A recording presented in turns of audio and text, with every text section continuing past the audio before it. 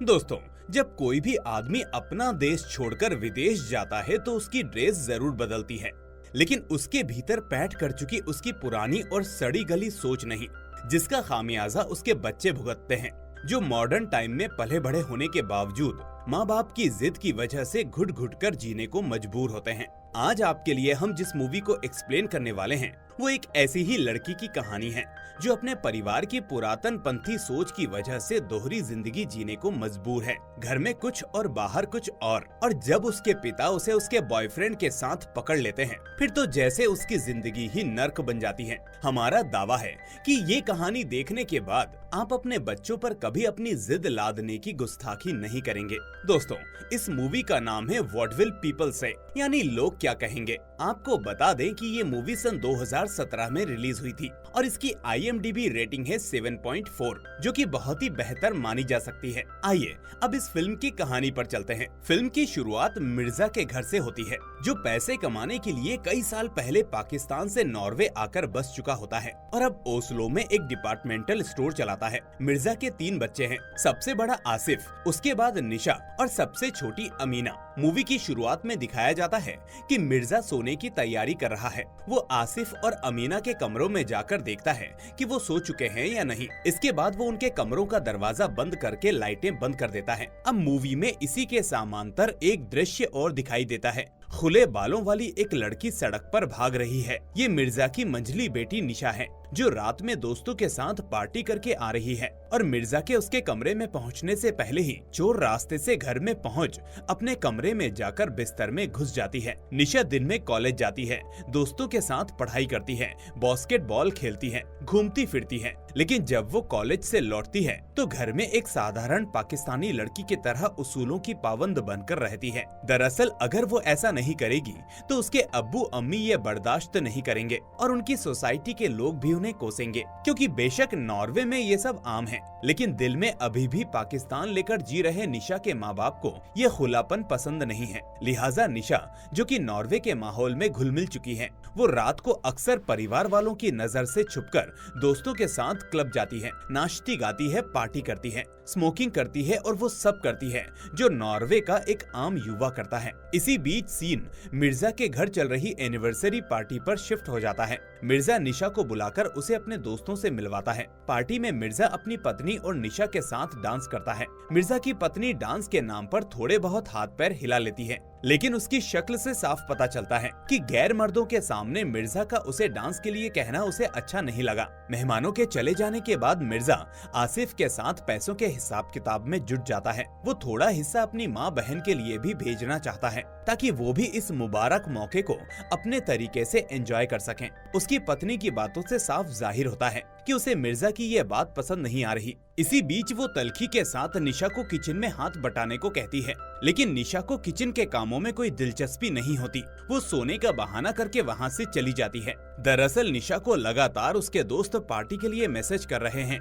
निशा रोज की तरह परिवार वालों की नजर से बचकर पार्टी के लिए निकल जाती है। पार्टी पूरे शवाब पर होती है, चारों तरफ शोरगुल है। इस माहौल में निशा डांस करते करते अपने बॉयफ्रेंड डैनियल के कुछ ज्यादा ही नजदीक आ जाती है। कुछ देर बाद वो क्लब से निकलती है और छुपते छुपाते डैनियल को अपने कमरे में ले आती है। डैनियल और वो बिस्तर पर बैठकर अभी एक दूसरे को किस कर ही पाते हैं कि तभी डैनियल का फोन बजने लगता है। उसकी रिंगटोन सुनकर मिर्जा जाग जाता है। वो आकर निशा के कमरे का दरवाजा खोलता है तो निशा के साथ डैनियल को देखकर वो अपने आपे से बाहर हो जाता है। वो डैनियल को बहुत मारता है। निशा उसे रोकने की कोशिश करती है तो मिर्जा उसे भी बालों से पकड़कर पीछे धकेल देता है। मिर्जा के घर निशा को लेकर चल रहे हंगामे की खबर कोई पड़ोसी चाइल्ड वेलफेयर एजेंसी को दे देता है। वहाँ से काउंसलर आकर निशा को एजेंसी से शेल्टर होम ले जाते हैं। निशा जब सारी बात काउंसलर को बताती है तो वो निशा को भरोसा दिलाती है कि उसने कुछ गलत नहीं किया, लेकिन निशा को पता नहीं क्यों इसके लिए गिल्ट महसूस होता है।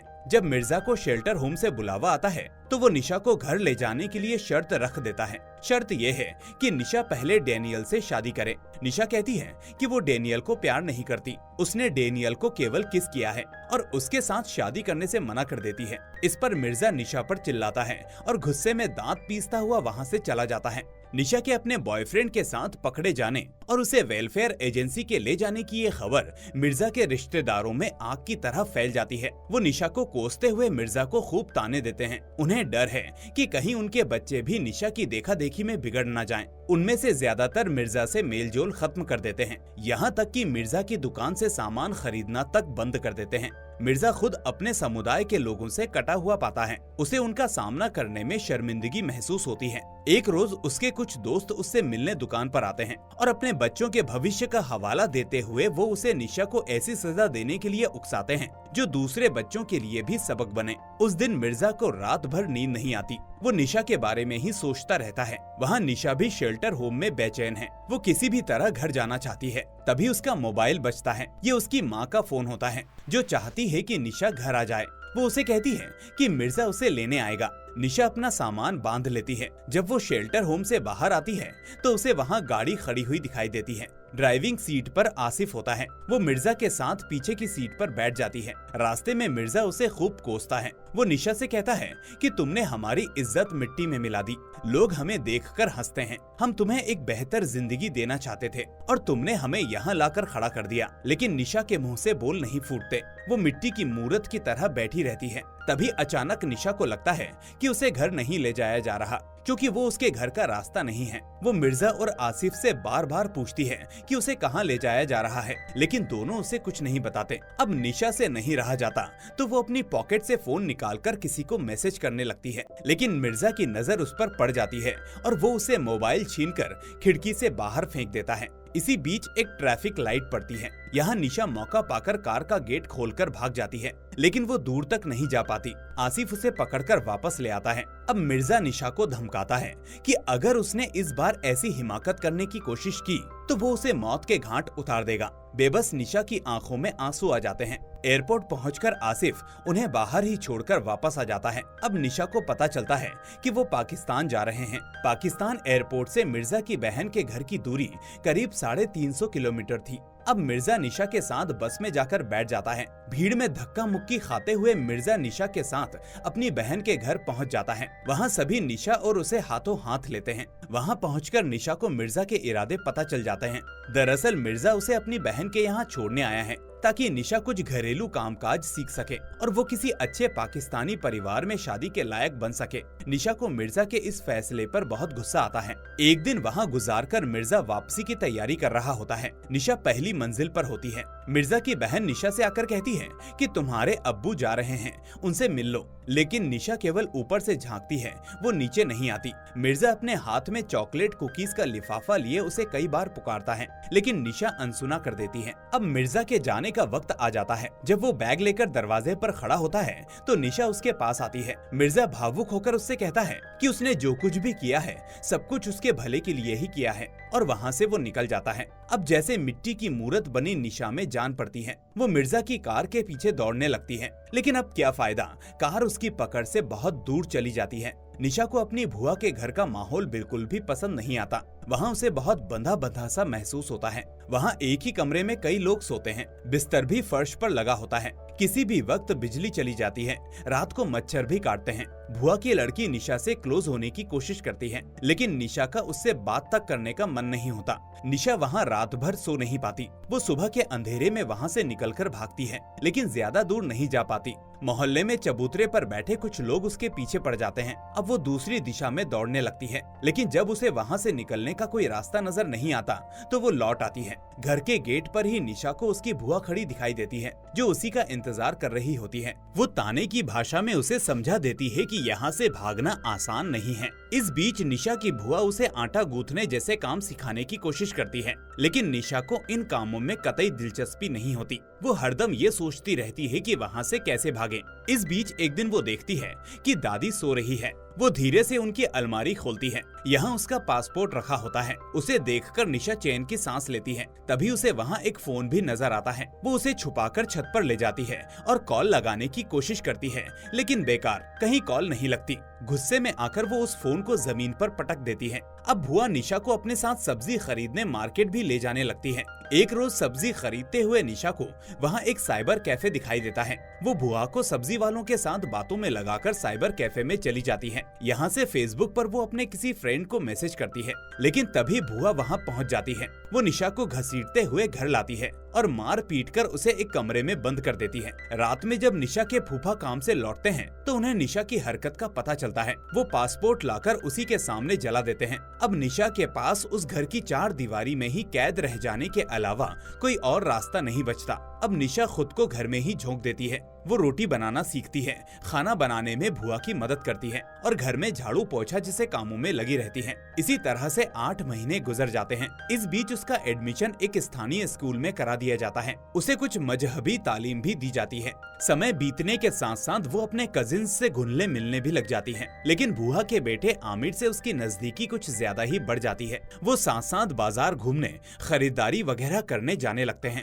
एक दोपहर निशा छत पर कपड़े सुखा रही होती है कि अचानक आमिर वहां आ जाता है। वो उसके करीब आने की कोशिश करता है, लेकिन तभी निशा की भुआ उसे आवाज देती है और निशा उसे वहीं छोड़कर भागकर नीचे चली जाती है। निशा की चाहत में आमिर सो नहीं पाता। उसी रात वो निशा के पास आता है और उसे लेकर घर से बाहर आ जाता है ताकि उन्हें कोई डिस्टर्ब ना करे। मोहल्ले में ही अंधेरे की आड़ में दोनों किस करने लगते हैं, लेकिन तभी पीछे से कुछ पुलिस वाले आकर निशा और आमिर को पकड़ लेते हैं। वो दोनों के साथ गाली गलौज करते हैं और उन्हें मारने पीटने लगते हैं। इसी बीच वो निशा के कपड़े उतरवा देते हैं और आमिर को उसके साथ कामुक हरकतें करने के लिए मजबूर कर देते हैं। इस दौरान वो उनकी आपत्तिजनक तस्वीरें भी खींचते हैं। अब वो उन दोनों को घर लाते हैं, जहां वो उनकी आपत्तिजनक तस्वीरें दिखाकर आमिर के बाप को ब्लैकमेल कर उससे पैसे लेकर जाते हैं। आमिर इस बेइज्जती से रोने लगता है। वहीं निशा के अंदर पुलिस का डर बैठ जाता है। अब निशा की भुआ साफ ऐलान कर देती है कि वो निशा को अपने घर पर नहीं रखेगी। वो निशा पर इल्जाम लगाती है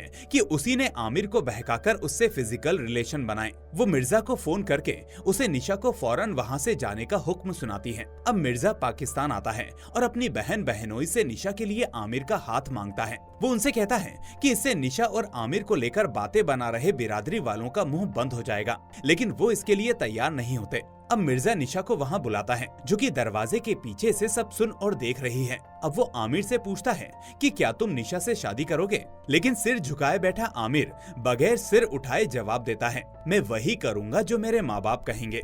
मिर्जा ये सुनकर शर्म और बेबसी से गड़ जाता है और अपने बगल में बैठी निशा पर थूक देता है। अब मिर्जा के पास निशा को वहाँ से लेकर जाने के अलावा कोई और रास्ता नहीं होता। वो टैक्सी बुलाता है और निशा के साथ वहाँ से चल देता है, लेकिन बीच रास्ते में पहुंचकर वो टैक्सी रुकवा देता है और कुछ खाने के बहाने निशा को लेकर एक चट्टान पर पहुंच जाता है। अब वो निशा को वहाँ से कूद जाने के लिए कहता है, लेकिन उसके ऐसा न करने पर वो निशा की गर्दन पकड़ लेता है। निशा बेहद सहम जाती है और उससे माफी मांगने लगती है। आखिर अंदर से टूटा मिर्जा उसे छोड़ देता है। अब मिर्जा उसे लेकर घर पहुंचता है तो उसके आने पर कोई गर्मजोशी नहीं दिखाता। निशा अपने कमरे में चली जाती है। वहाँ उसे बहुत खुला हुआ सा महसूस होता है। अगले दिन नाश्ते की टेबल पर निशा को कहा जाता है कि अब वो केवल वही करेगी जो उसे कहा जाएगा। निशा की माँ उसे डॉक्टर बनने पर ध्यान लगाने को कहती है ताकि उनकी खोई हुई थोड़ी सी भी इज्जत तो वापस आए। निशा के परिवार वाले नहीं चाहते कि निशा अपने पुराने दोस्तों से संपर्क करे। वो उस पर स्कूल बदलने का भी दबाव डालते हैं,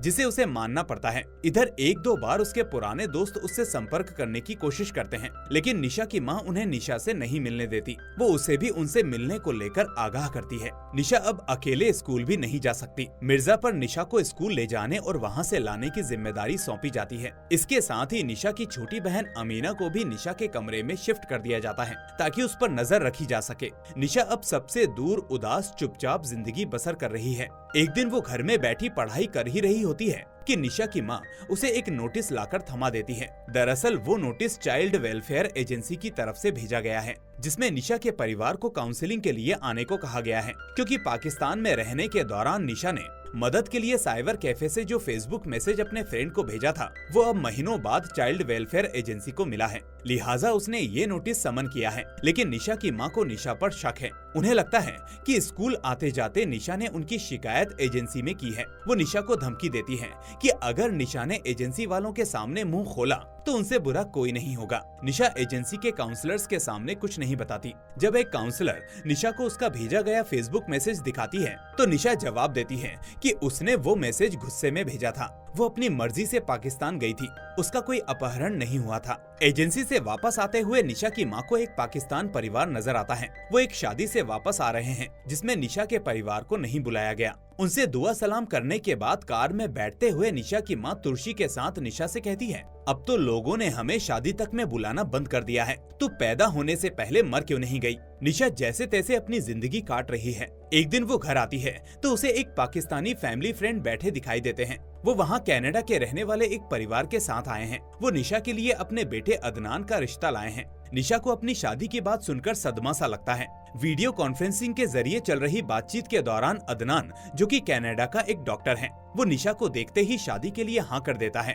बातचीत के दौरान मिर्जा लड़के वालों से कहता है कि कनाडा में निशा भी अपने आगे की डॉक्टरी की पढ़ाई पूरी कर सकेगी, वहीं अपना करियर भी बना लेगी, वहाँ काफी स्कोप है। लेकिन उसकी ये बातें सुनकर लड़के वालों के चेहरे उतर जाते हैं। दरअसल वो नहीं चाहते कि निशा डॉक्टरी पढ़े या करियर बनाए, क्योंकि उन्हें एक घरेलू और परिवार की देखभाल करने वाली लड़की चाहिए। ये सुनकर मिर्जा चुप हो जाता है, उसे कुछ अच्छा नहीं लगता। निशा भी सबके सामने कुछ नहीं कह पाती। उसके शब्द उसके हलक में ही अटक कर रह जाते हैं। जब निशा से पूछा जाता है कि क्या अदनान उसे पसंद है, तो वो हाँ कर देती है। इस बीच मिठाई खिलाते हुए निशा की माँ इस रिश्ते के लिए अपनी फैमिली फ्रेंड को शुक्रिया कहती है, तो वो जवाब देते हैं, ये शादी होते ही सबके मुंह सिल जाएंगे। अब लोगों के जाने के बाद निशा अपने कमरे में जाती है और बिस्तर पर गिरकर फूट फूट कर रोने लगती है। तभी उसके कमरे का दरवाजा खुलता है। मिर्जा अंदर झांकते हैं। वो कुछ पल रुककर फिर दरवाजा बंद करके चले जाते हैं। अब निशा उठ बैठती है। उसकी बहन अमीना भी जाग जाती है। निशा फैसला करती है